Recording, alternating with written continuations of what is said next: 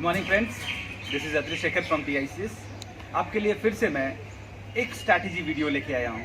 बहुत लोगों की रिक्वेस्ट थी कि ये स्ट्रैटेजी बताई जाए कि कैसे UPSC की प्रिपरेशन या स्टेट सर्विसेज की प्रिपरेशन की जाए कि बहुत फर्स्ट अटेम्प्ट में ही या एक अटेम्प्ट में ही उसको निकाला जा सके। देखिए, इसमें मैं दो फॉर्मूला आपको देता हूँ।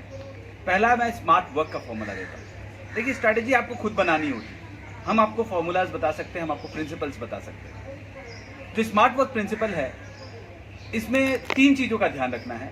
रिसोर्स मैनेजमेंट, यानी रिसोर्स कम से कम होना चाहिए, प्री डिसाइडेड होना चाहिए। ये नहीं कि हमारे कोई भी कुछ भी बोल दे हम वो पढ़ने लगे।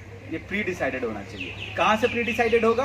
प्रीवियस ईयर क्वेश्चन और सिलेबस को देख करके आप इसको प्री डिसाइड कर सकते हैं। सेकेंडली, आपका रिसोर्स मैनेजमेंट के बाद टाइम मैनेजमेंट। टाइम मैनेजमेंट में आपको ये ध्यान रखना होगा कि उन रिसोर्सों का प्रॉपर यूटिलाइजेशन करने के लिए क्या प्लानिंग की जाए। तो टाइम मैनेजमेंट में देखिए, हम लोग 363 प्रिंसिपल लेकर चलते हैं। 363 यानी 363 प्रिंसिपल। 363 मतलब 3 मंथ्स पहला, उसके बाद का 6 महीना और उसके बाद का 3 महीना।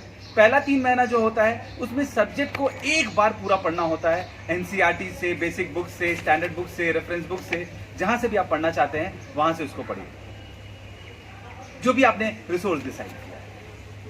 पहले 3 महीने में पूरा A to Z syllabus complete होना चाहिए, मेजॉरिटी सिलेबस कंप्लीट होना चाहिए, मेंस के पार्ट्स में छोड़ दीजिए। फिर छठवें जो नेक्स्ट 6 महीने हैं, सेकेंड स्टेज आपका आता है, इसमें आप बहुत डिटेल में मेंस की स्टडी करेंगे, आंसर लिखेंगे, प्रीवियस ईयर क्वेश्चन करेंगे, इवन MCQs भी करेंगे और अपने नोट्स बनाएंगे हर टॉपिक पर। नोट्स कैसा बनाना होगा? नोट्स बनाने के लिए आपको स्केची नोट्स, डायग्रामेटिक नोट्स बनाने चाहिए। डायग्रामेटिक नोट्स का मतलब होता है कि आप बहुत सेंटेंसेस में बातों को नहीं लिखेंगे, आप इस तरह से लिखेंगे कि आप खुद उसको समझ पाए। ठीक है? इसमें जब आप पढ़ रहे हो, पहला राउंड आपने पढ़ा, दूसरी राउंड जब पढ़ रहे हो, उस समय आपके दिमाग में बहुत, जहन में बहुत सारी चीजें आएंगी तब तक, क्योंकि तब तक आप सिलेबस को और प्रीवियस ईयर क्वेश्चन को बहुत बार पढ़ चुके हो। तो उस तरह से 6 महीने को ऑर्गेनाइज करके पूरा सिलेबस कंप्लीट करना है इन 6 महीने में। फिर नेक्स्ट के 3 महीने आपके प्रैक्टिस के और रिहर्सल के। इतनी बार प्रैक्टिस करिए, इतनी बार रिवीजन कर दीजिए कि कम से कम 3 से 4 बार इस 3 महीने में आप रिवीजन कर दें। इस तरह की स्ट्रैटेजी आपको बना के चलनी होगी, तो आपके ऊपर लोड नहीं रहेगा, अब बहुत स्ट्रेसफुल कंडीशन में नहीं आओगे। तो माइंड मैनेजमेंट यानी अपने मोटिवेशन, अपने डिसिप्लिन को भी बहुत स्ट्रांग रखना है। तो टाइम मैनेजमेंट में आपको देखना है कि कितना पढ़ना है और कितने दिनों में पढ़ना है। ये एक टाइमलाइन बनानी है और अपना जो रिसोर्स आपने डिसाइड किया उस पर फिट करनी है, उस टाइमलाइन पर। और ये टाइमलाइन बनाते हुए आप सब कुछ मत पढ़िए। मैं ये नहीं कहूँगा कि आप स्किप करिए, बट ये कहूँगा कि प्रीवियस ईयर क्वेश्चन को देखते हुए सबसे पहले डिसाइड कर लीजिए कि किसको प्रायोरिटाइज करना है, आपकी प्रायोरिटीज कौन सी है। स्किप नहीं करना है, लेकिन पहले उन 40% सिलेबस को इंपॉर्टेंस देना है जिससे कि 80% क्वेश्चन आते हैं।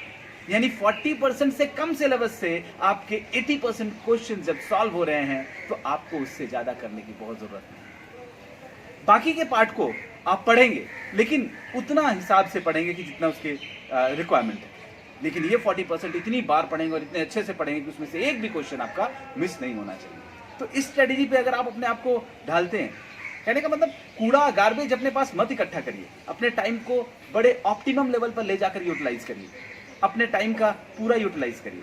खरपतवार अगर अपने आसपास ग्रो कराएंगे, अपना टाइम वेस्टेज करेंगे तो आप उन्हीं में उलझे रह जाएंगे। तो रिसोर्स को लिमिटेड करते हुए अपने सोशल मीडिया और इन सब के टाइम को थोड़ा सा कट डाउन करिए और ऑर्गेनाइज्ड रहिए। टाइम को मैनेज करना है, ऑर्गेनाइज होना बहुत जरूरी है, डिसिप्लिन होना बहुत जरूरी है, आपको स्ट्रेटेजाइज होना बहुत, प्लानिंग रहेगी, टाइमलाइन फिक्स रहेगा, ड्यूरेशन फिक्स रहेगा, आप बहुत अच्छे से अपनी प्रिपरेशन को अंजाम दे सकते। तो इस पहले मंत्रा को, टाइम मैनेजमेंट के मंत्रा को आप बहुत अच्छे से सीख लीजिए कि कैसे टाइम मैनेज करना है। नेक्स्ट वीडियो में इस पर हम और एलाबोरेट करेंगे और आपको नोट्स मेकिंग के तरीके बताएंगे और कैसे रिसोर्स को कम से कम लिमिटेड रखना है इस पर बताएंगे। आज के लिए इतना ही। Thank you so much. Stay safe, stay home.